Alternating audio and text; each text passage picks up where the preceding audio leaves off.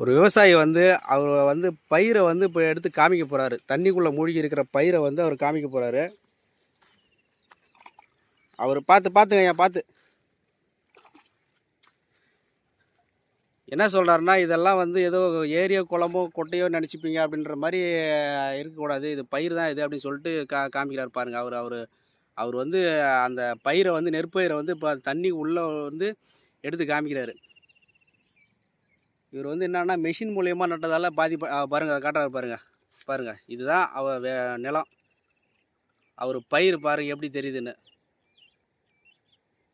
இந்த அளவுக்கு பாதிக்கப்பட்டிருக்கிற விவசாயிக்கு நம்ம கண்டிப்பாக நம்ம தமிழக அரசு நல்ல ஒரு சிறந்த ஒரு நிவாரண நிதியை கண்டிப்பாக வழங்கணும்.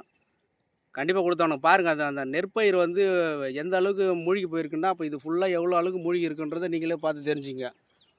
இது ஃபுல்லாக பயிர் தான். இது ஃபுல்லாக கண்ணு கட்டுற தூரம் வரைக்கும் அது எல்லாமே பயிர். இதுவும் பயிர் தான்.